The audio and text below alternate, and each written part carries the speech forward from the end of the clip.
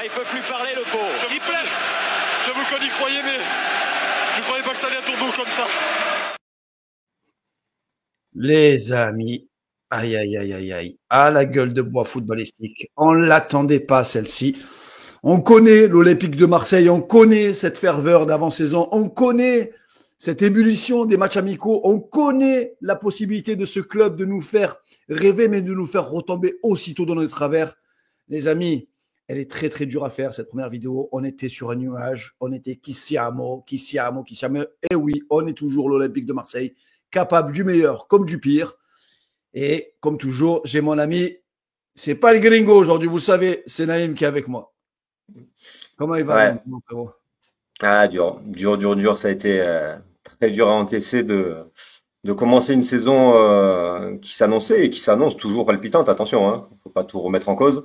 Par ce match-là et surtout parce que les joueurs et certains joueurs ont montré, c'est ça le plus décevant au final, hein, parce que si tu avais perdu comme contre Lens 1-0 en les acculant tout le match, ça aurait été une chose. Mais c'est pas exactement ce qui s'est passé hier. Ouais, parce qu'il s'est passé plusieurs choses, Naïm, dans ce match. On va reprendre un petit peu le fil du match, parce qu'on a lu beaucoup de choses. Moi, j'ai fait une réaction à chaud, je l'ai posté aussi sur les réseaux, parce que c'était mon ressenti aussi à chaud. Il y a plusieurs éléments qui nous ont fait peur. Les premières secondes, on s'envoyait des messages, je te disais, je les sentais pas bien. Les 10-15 premières minutes, même avant le carton rouge, je trouvais qu'on n'était pas rentré en Ligue 1. C'est-à-dire qu'on était encore au Vélodrome avec ce magnifique moment face à Aston Villa, et je trouvais que on est arrivé en mode on est les patrons de la Ligue 1, et comme on est sur le terrain, on va réussir à faire la différence sans mettre les gros ingrédients. Ouais, et on a failli sur ce qu'on avait un peu montré dans la vidéo, sur les points, ce qui était juste des points d'amélioration dans la préparation, sont devenus des gros défauts hier, en particulier Højbjerg et Gomez, qui non seulement n'ont pas réussi les passes qui pouvaient faire des décalages, mais en plus ont perdu énormément de ballons dans la construction. Ça ce qu'ils n'avaient pas fait pendant la préparation. Des ballons simples, hein, c'est pas l'énorme pressing de Rennes hein, qui nous a fait perdre ces ballons-là. Il y a eu vraiment des ballons où on les a limite donnés à l'adversaire. Dans la préparation de l'arrière, il y a eu des bonnes choses. Il y avait Kondogbia, donc on savait que l'absence de Medina allait faire très très mal, et que ce soit Garcia ou Kondogbia, ça aurait été la même chose. On avait un joueur trop faible pour construire vraiment comme on le voulait, et donc ça a rendu les choses compliquées. Mais on a plutôt pas trop mal sorti certaines choses de l'arrière. Par contre, les milieux pour moi ont été défaillants. Il y a un autre joueur qui a été très très défaillant, c'est Jonathan Rowe. Ouais, c'est Jonathan Rowe. Et pour reprendre ce que tu dis par rapport à Pierre-Emile Højbjerg, on se souvient en première mi-temps, un ballon très dangereux qui perd avec, heureusement qu'il y a Jérôme Rouli qui nous maintient en vie sur les 20 premières minutes, parce que on doit encaisser probablement un but sur les 20 premières minutes. On a très peu d'occasions. Après, il y a beaucoup d'actions qui étaient hors jeu, hein, quand même, sur les arrêts de Rouli. Ouais, c'est vrai, c'est vrai. Mais mine de rien, on se sentait vraiment pas, moi je me sentais pas serein. Tu vois, je ressentais pas cette notion de l'adversaire a peur de venir nous presser, notamment sur les 6 mètres, parce que, Naïm, tu peux déjà le mettre en vidéo. Comme d'hab, on sait ce qu'on affronte. Hormis sur les 6 mètres où on vient nous chercher pour montrer qu'on a un plan de jeu contre l'OM, mais le plan de jeu reste le même et sera le même, Naïm, toute la saison. Peu importe. Ouais, non, je m'attendais à ce qu'Habib Beye fasse une sortie. De toute façon, j'aurais pu l'annoncer avant le match. S'il perdait, ça aurait été à cause des joueurs, et s'il gagnait, c'était grâce à son plan de jeu. Je connais l'état d'esprit d'Habib Beye, mais en fait, si tu veux, c'est un peu comme Nice l'an dernier. Ce sont des équipes qui, comme elles te pressent 3-4 fois dans la mi-temps, te donnent l'illusion d'avoir joué haut, mais c'est pas vrai. C'est pas vrai. Et j'ai répété l'an dernier qu'il y avait souvent deux catégories d'équipes contre nous, celles qui étaient bloc très bas dans leurs 20 mètres, et celles qui se faisaient un peu un bloc médian au milieu du terrain. Mais Rennes, ça a été un peu des deux. De temps en temps, quand ils se replaçaient après nous avoir pressés, c'était dans cette configuration-là où il y a une énorme densité au milieu, donc très dur de construire. Et Naïm, je te reprends, hein, Habib Beye en conf de presse, à la fin, dit notre plan de jeu était très simple. C'était de bloquer au maximum les couloirs, de les laisser sur les passes, essayer de faire leur construction de jeu, et de mettre beaucoup d'intensité sur les côtés et laisser Kondogbia monter avec le ballon sans le presser. Donc, ce qui crée naturellement un bloc plutôt bas, médian, avec beaucoup de densité sur les joueurs sur les côtés. Ouais, c'est beaucoup de mots pour dire on se met 10 derrière et Ouais, on attend qu'ils viennent exactement. s'écraser contre nous. Et la réalité, elle est là. Donc bon, honnêtement, en première mi-temps, ça a été un peu plus hybride. Il y a des moments, comme tu le vois, là, où ils étaient un poil plus haut et où on n'a pas su faire les bons appels. Hein. Encore une fois, notamment Jordan Toro, qui est le plus rapide des trois devant, qui aurait dû étirer ce bloc, les faire reculer, tenter des appels en profondeur, ce qu'il n'y a pas eu. Mais contrairement à ce que nous explique à Big Bay, il faut pas oublier que ce qu'on a très souvent vu en première mi-temps et avant le rouge, hein, regarde le chronomètre en haut, c'était ça. C'était énormément de densité très très bas sur le terrain et tenter, t'as tous les joueurs rennais qui sont là, hein. Tous les joueurs rennais qui sont dans cette zone-là. Et donc c'était très bas, donc il fallait mettre de la vitesse dans le jeu, il fallait créer du déséquilibre, tenter des passes dangereuses, ce qu'on n'a pas fait. Et là, notre faute, c'est pour ça la défaite, elle est totalement pour nous. Hein. C'est nous qui n'avons pas fait ce qu'il fallait faire. Et bon, après le rouge, mais bon, ça c'est quand même beaucoup plus naturel. Ils se sont retrouvés vraiment dans la configuration de Logique. l'équipe type Auxerre Lens-Reims. Bon, là, il n'y a pas grand-chose à dire, c'est normal. C'est normal. Mais au final, cette configuration que tu vois là, on l'a quand même retrouvée aussi quand ils étaient à 11. Et le plan était simple, hein, de toute façon, c'était jouer sur la vitesse de Tamari devant, donc réduire les espaces derrière. Et donc pour déstabiliser ça, Bilal, il faut tenter des choses et ça a été notre plus gros manque de la soirée hier. C'est que pour moi, on a manqué de justesse technique, d'envie de faire mal. Parce que dans le duel défensif, franchement, j'ai vu Riley se battre. Je veux pas Très faire des souvent, gros retours. Naïm, moi, je vais le dire sur cette vidéo, Naïm, c'est important de le préciser. Il y a un joueur qui s'appelle Egan Riley, c'est sa première à l'Olympique de Marseille. Pour moi, c'était le meilleur Marseillais avec Geronimo Rulli et de très très loin. Je mets un peu les ressentis de SofaScore sur les ballons touchés, etc. Et un deuxième joueur qui a été quand même sacrément décrié, c'est un certain Léo Balerdi. Avant ce but qui était tellement prévisible, Naïm, quand on marque pas avant la 80e, qu'une équipe joue à 11 derrière, 9 fois sur 10, on encaisse ce but à la fin. Je pense qu'il y a une erreur d'alignement, une grosse erreur d'alignement. Et le coach l'a dit, c'est peut-être pas le moment de jouer le hors-jeu, sachant qu'il n'y a qu'un seul joueur à prendre. Tu as juste besoin de l'accompagner. Je pense qu'il y a une erreur je vais pas dire de jeunesse, mais une erreur d'appréciation de la part de Balerdi. Mais pendant les 85 minutes, Balerdi, il a été au four et au moulin, et c'était le seul qui a mis de l'agressivité. Il a gagné quasiment tous ses duels sur l'ensemble des 80 minutes. Et Riley, moi, j'ai trouvé pour ma part vraiment, vraiment, vraiment déjà haut niveau. Ouais, enfin, honnêtement, si t'as des gens qui t'ont dit que Balardi a été mauvais hier, je ne comprends pas pourquoi. Il a gagné quasiment tous les duels. Il a bien, comme tu l'as dit, il a vraiment bien dirigé sa défense. C'était impressionnant en première mi-temps. Ça a fait penser par action à certaines grandes actions du Milan AC de Baresi où on montait vraiment très bien. On a été aidé par la naïveté du Oh, jeune vous le Meïté qui était méritez. devant, Victor, qui est, 2 mètres à chaque c'est fois. c'est une certitude. Pour moi, ça a été bien géré. Alors, pour le but qu'on encaisse, il y a deux choses. Il y a de un, voilà, tu sais que tu as le risque en jouant comme ça, donc pour moi, tu dois être à ce moment-là du match à 3-0 et prendre ce but qui est anecdotique. Mais comme tu l'as très très bien dit, à 0-0, à ce moment du match, ils sont 10, il y a qu'un joueur devant. Ah, C'était quand même pas le moment de le jouer là. Bah, pour moi, il a fait un bon match. Balerdi, il a été bon. Et le problème, il est avant. Tu dois marquer avant. Voilà, tu dois pas te retrouver à ouais, 0-0 à la 90e. ouais, et un autre gros problème, vous le voyez ici apparaître. Moi, quand dans un match, Naïm, je me retrouve à avoir 12 corners dans un match et me dire, j'ai vu qu'ils ont tenté plein de choses sur les corners, les jouer à deux, les jouer match pour essayer d'avoir quelqu'un qui frappe. Mais mine de rien, bon, on a eu une grosse opportunité sur un corner, c'est Balerdi qui lui revient dans les pieds. Mais je vais te dire, Naïm, 12 corners dans un match, tu es obligé d'avoir plus de situations que ça. Tu vois. Ouais, c'est Alors, sûr. je peux comprendre s'il y a des parades de Samba, comme le gardien de Lens, tu peux rien faire quand il y a des parades d'un gardien. C'est qu'il est bien placé, c'est qu'il est bon. Mais là, on a eu, hormis celle de Balerdi, on n'a pas eu de grosses opportunités sur les corners. Et je sais ce que tu vas me dire sur le gabarit des Rennais. C'est vrai qu'il y avait des beaux bébés, surtout derrière. Je pense à Jérémy Jacquet, qui avait fait un excellent match, mais c'était la configuration parfaite pour les jeunes joueurs. C'est-à-dire 10 derrière et être très solide, c'est leur ADN à ces joueurs-là. Mais quand même, je pense qu'il y a un énorme axe de travail. On verra avec l'arrivée de Paixão s'il est capable de mieux tirer ses coups de pied arrêtés. Mais pour moi, il y a toujours ce gros point noir. On se crée énormément de corners dans tous les matchs parce qu'on a une domination. C'est logique, on serait autant de corner. Et finalement, on n'arrive jamais à les concrétiser. Jamais. Ouais. Il faudrait revoir le ratio. Je pense on doit être quand même à au moins 25% qui sont mal tirés, Ouais, vraiment mal tirés, et ce qui est trop, beaucoup trop. Après, quand même, tu l'as bien signifié, hein, toute la charnière, les trois de l'axe sont grands. Ils ont Seko Fofana, ils ont des milieux ils ont même Frankowski qui a de la taille. Ils ont beaucoup de joueurs de taille. Donc c'est ouais, quand bien même sûr. pas facile non plus de marquer sur chaque corner ou de se créer des occasions. Mais tu as raison, il faut beaucoup mieux les tirer. Ça avait débloqué la situation contre Angers sur un corner très bien tiré l'an dernier.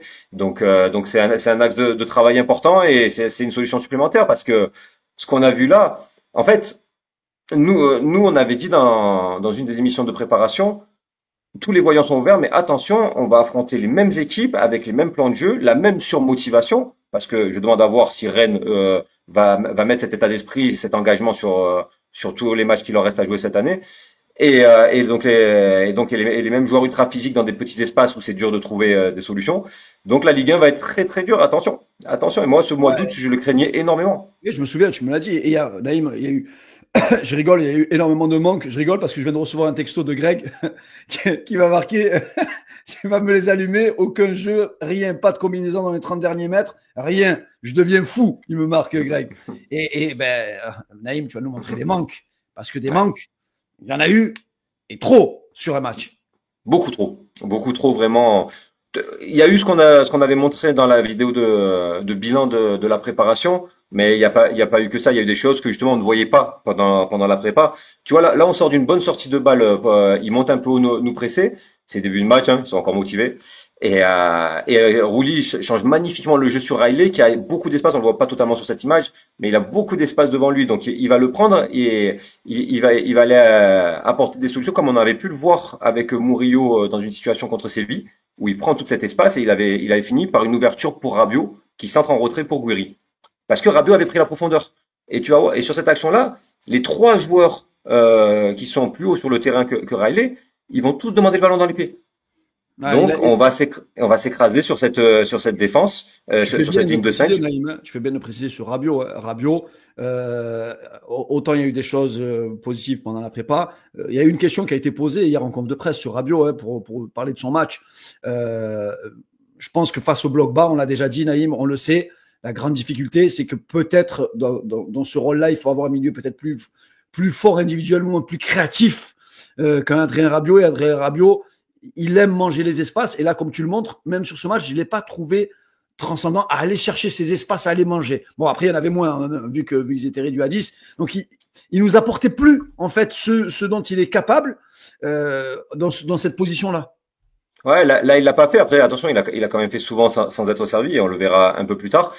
C'est vrai que, bah, de toute façon, face à un bloc bas, il faut un créatif de haut niveau pour créer des choses, mais ces joueurs-là, les joueurs qui sont capables de déstabiliser, d'iréner, surmotivés, ultra physiques, bah, c'est pas des joueurs du calibre de l'OM, hein, de toute façon.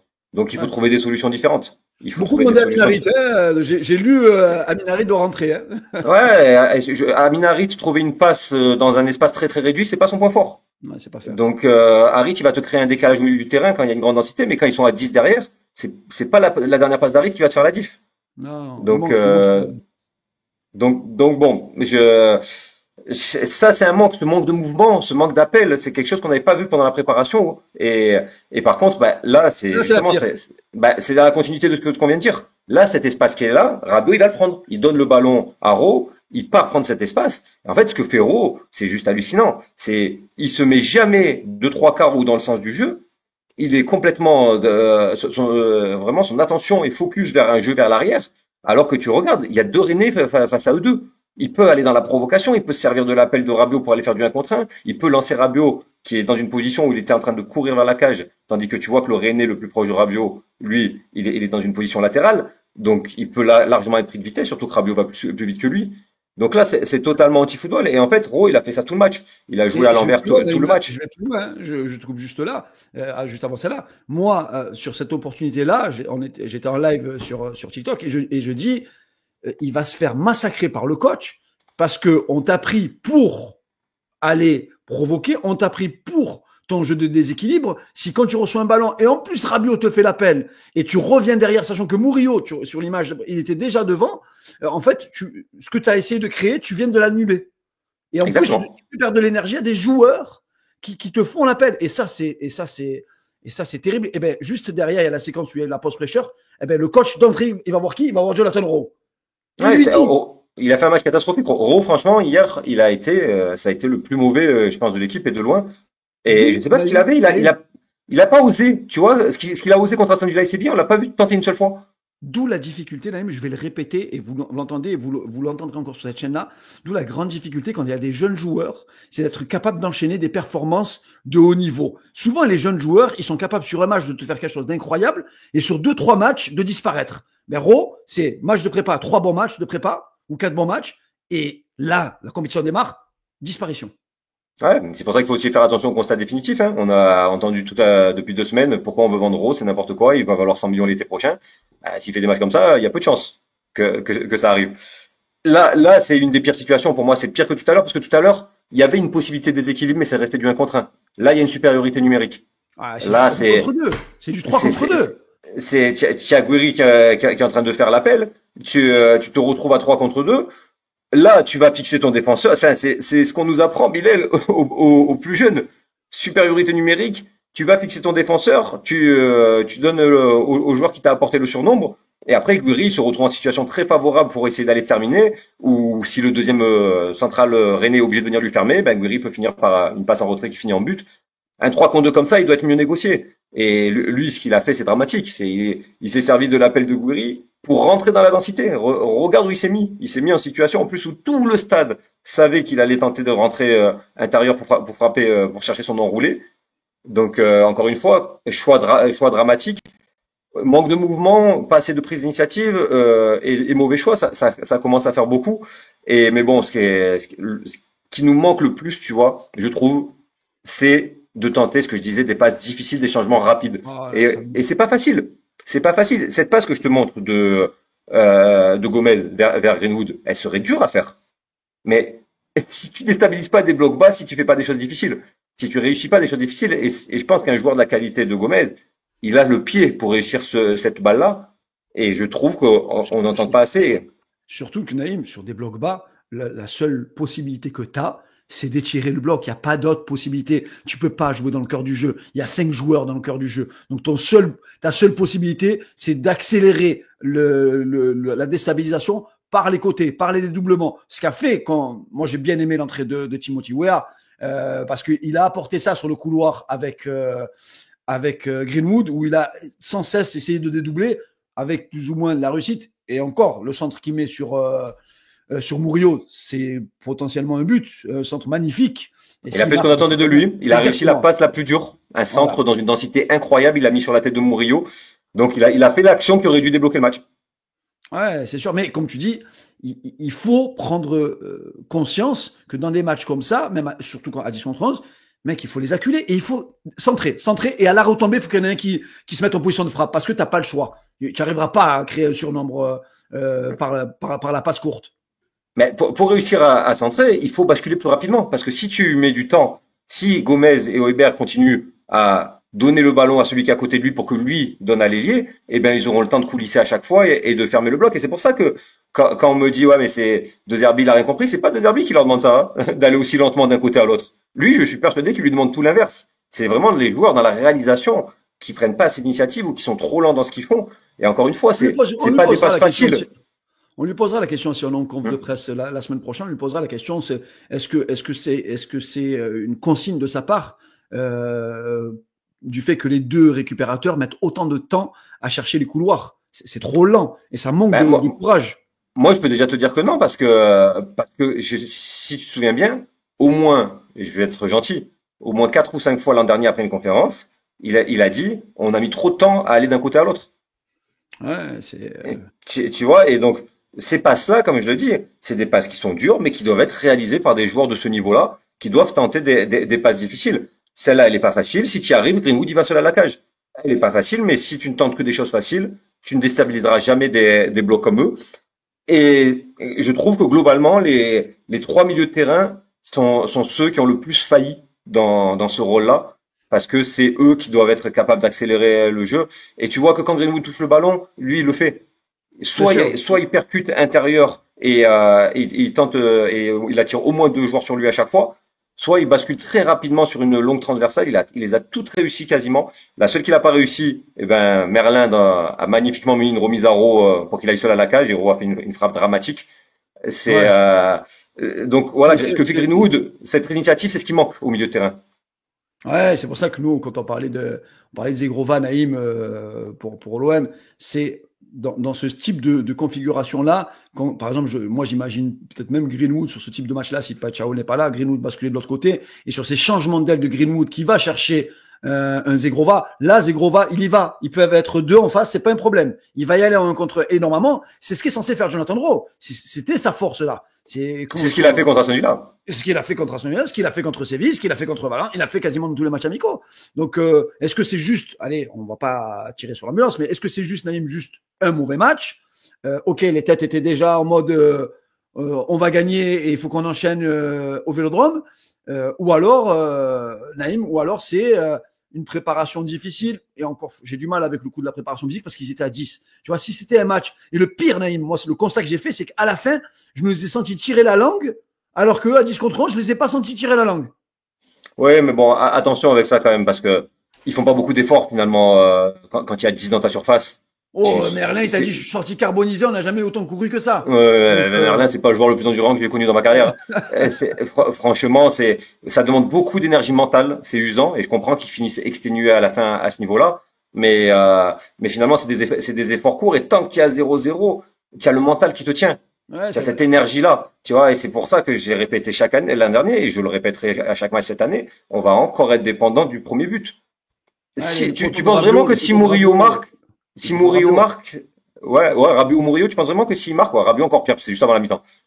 Tu penses vraiment que s'ils marquent, ils défendent avec la même agressivité en deuxième mi-temps? Ils ont la même Non, énergie, le même mental?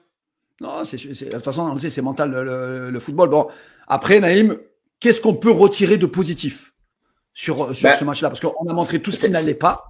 ouais, c'est un très mauvais match. Vraiment, c'est un très mauvais match comme il me fait penser vraiment au match de Nice, au match de Brest il y a 2 ans. Où, en plus, pareil, on est à 10 contre 11, si je dis pas de bêtises, et on perd Oui, oui, à la dernière on perd à minute la de la fin. même Oui, manière, la dans les dernières spéciale minutes. OM, Naïm, 10 contre 11, tu marques pas. Quand tu arrives pas, ouais, quand tu arrives pas, tu as Lens Super 1-0 pareil, mais Lens, tu avais mis les ingrédients pour, Ouais, tu as eu beaucoup ce que tu d'occasions. as pas Là, fait. tu n'as pas eu énormément d'occasions, Naïm. Je suis désolé, Non, mais mais tu as fait quelques bonnes choses, mais pas assez. Voilà. En fait, ces actions-là, qui auraient peut-être mérité un meilleur sort, qu'on va voir maintenant, c'est des actions que tu aurais dû répéter des dizaines de fois pendant le match et que tu as pas fait. Ben, celle-là, c'est exactement ce qu'on disait tout à l'heure. Tu vois, tu as cet espace-là qui s'ouvre, et sauf que Rabiot, il le prend cette fois, que Riley le voit bien, qui donne un bon ballon. Malheureusement, ben, tu as des défenseurs très bas, donc ils peuvent venir fermer et forcer Rabiot à centrer très rapidement sur Gouiri.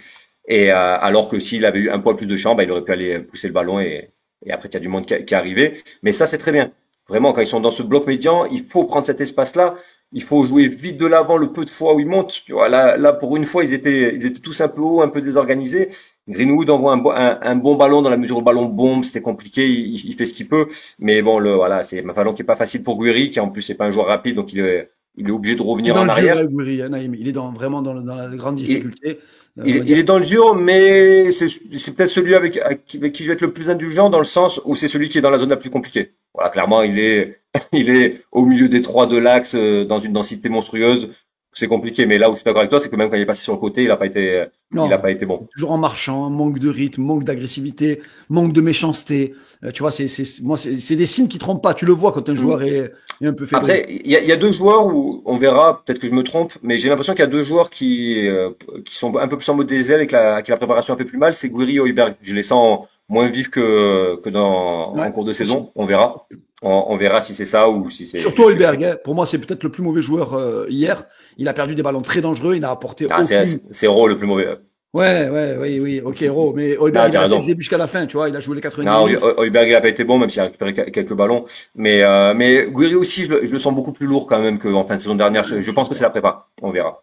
On verra ça, mais voilà, il y a pas que des mauvaises choses. Voilà, cette passe-là, tu vois ce que tu disais tout à l'heure, c'est très très dur dans l'axe. Et pourtant, on a Gomez qui réussit à cette passe-là et Greenwood qui réussit dos à la cage à récupérer le ballon prise de balle, se retourner et enchaîner avec une frappe. Donc ça, c'est très bien. Réussir à se créer une frappe dans cette situation-là avec un bloc aussi bas plein axe, c'est une prise de risque difficile. Et il y a eu beaucoup de justesse technique sur cette action-là. Ça, c'est des choses à reproduire. Les changements d'aile, voilà, basculer rapidement d'un côté à l'autre, c'est ce qu'on disait.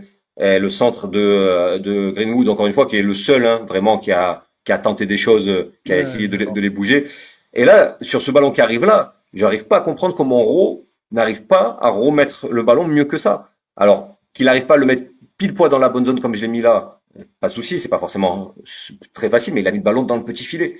Alors, soit il a voulu tirer, c'est une honte, soit il a vraiment incroyablement raté il a raté incroyablement. Il a vraiment, parce que les inclinaisons des épaules montrent qu'il veut faire ce geste-là, mais il apprend du côté de la tête. J'ai l'impression sur cette image, mais je ne serais pas sûr à 100% parce que tout à la fin, il est un peu plus tourné vers la gauche. Bon, je lui laisse le bénéfice du doute, mais c'était bien joué de basculer rapidement d'un côté à l'autre. Et dans notre seule vraiment très bonne période, c'est ce que j'ai trouvé être une très bonne période, c'est le début de deuxième. Début de deuxième, je trouve qu'on est rentré avec des bonnes intentions en termes de positionnement, en termes d'agressivité à la perte de balle. Ils n'ont pas respiré. Vraiment là, ils ont pu que dégager les ballons. On revenait rapidement, pas assez rapidement, mais l'apport de Weah, comme tu l'as dit, a été excellent. Les gens qui ont détruit Weah hier, je pense que c'est vraiment de la mauvaise foi parce qu'ils voulaient pas qu'il vienne, parce que sans dire qu'il a fait un match extraordinaire, chacune de ses percées, dès qu'il donnait le ballon, il demandait derrière. Ça a un peu plus libéré Greenwood, qui a pu plus souvent rentrer à l'intérieur ou alors dédoubler avec lui. Il donne un très bon ballon. Et en fait, dans cette très bonne période, tu as cette récupération d'Højbjerg qui permet, justement, c'est vraiment face à ces blocs bas, quand ils essayent de ressortir, c'est là où tu les mets en danger. Et c'est pour ça que pour moi, le pressing doit être important. Et il y a un très mauvais choix de Rabiot qui, pour moi, là, il doit aller chercher Greenwood. Il a essayé de donner le ballon à gauche à Guiri qui a été contré par le défenseur. Moi, je pense que là, s'il a mis à Greenwood, tu vois la position du défenseur qui est le plus proche de Greenwood, comme c'est compliqué, il va falloir qu'il se retourne, il se retrouve un contre un face à un Greenwood lancé, plein axe. On sait qu'il peut aller à droite ou à gauche vu qu'il a les deux pieds. Voilà, là, s'il fait un meilleur choix. Donc, il y a ces bonnes choses-là sur lesquelles il faut capitaliser. Ce qu'il y a de positif aussi et qu'il faudrait rappeler, malgré tout, même si ça a été dur hier à l'entendre, c'est que c'est la première journée du championnat.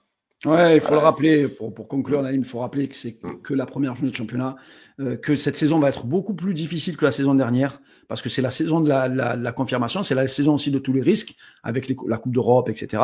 Il va y avoir des moments difficiles, on a démarré par un moment difficile, on va espérer un moment déjà bien plus positif au Vélodrome face au Paris FC. Il y aura le retour de probablement ce qu'on a annoncé nous, Naïm et moi, c'est la meilleure recrue de ce mercato. Il y aura Facundo Medina, qui est pour moi le joueur clé de notre mercato, parce qu'il t'apporte quelque chose de tellement important avec sa qualité de pied et cette agressivité. C'est le genre de joueur-là qui peut même marquer aussi sur coup de pied arrêté. Donc je dis pas que c'est le sauveur, loin de là, Naïm, mais tu les aurais beaucoup plus acculés rapidement en deuxième mi-temps s'il avait été là, avec sa faculté à récupérer les ballons hauts. Tu aurais été moins en danger aussi, je pense, sur certains contres. Donc non, tu as raison, mais vraiment pour conclure, c'est tous les matchs vont être difficiles. J'ai pas encore vu jouer le Paris FC, puisqu'à au moment où on tourne cette vidéo, ils ont pas encore joué. Mais j'ai aucun doute sur le fait qu'ils viendront très certainement se mettre à 10 derrière pour lancer Moses Simon en contre. Et donc ça sera ça à tous les matchs. Il faut qu'on arrive à ouvrir le score, il faut qu'on en mette plus et qu'on sente plus de choses difficiles pour ouvrir le score. Et je serais pas étonné qu'à la fin de la saison Bilal, on se retrouve avec exactement la même stat que l'an dernier, c'est-à-dire que quand on ouvre le score, on finit avec. Ouais, bon, écoute, de toute façon, mon ami El Gringo, on sera là. C'est un moment difficile. Il faut passer par là, mais on va en avoir pas mal cette saison. Vous aussi, les amis, continuez à nous soutenir. Je sais que c'est dur pour vous de regarder cette vidéo, mais vous avez besoin de la regarder parce que vous avez envoyé énormément de messages aussi, parce que il y a la réaction à chaud. J'ai fait exprès de réagir à chaud pour ensuite regarder avec Naïm ce qui n'a pas été dans ce match-là. On va se retrouver cette semaine avec l'avant-match face au Paris FC, si on arrive à trouver un supporter du Paris FC, parce que c'est pas facile à trouver. et on sera au Vélodrome, bien évidemment, avec El Gringo. On va essayer de souffler cette semaine-là. Il y a un mercato qui va avancer aussi rapidement. Restez connectés, les amis. Continuez à partager et à commenter à chaque fois sous nos vidéos. Ça nous donne énormément de force, Naïm et moi. Et on vous dit à très, très vite. Et surtout, ce n'est que le début de la saison. Allez l'OM, les amis. Il peut plus parler, le pauvre. Je vous connais, croyez, mais je croyais pas que ça allait à tourner comme ça.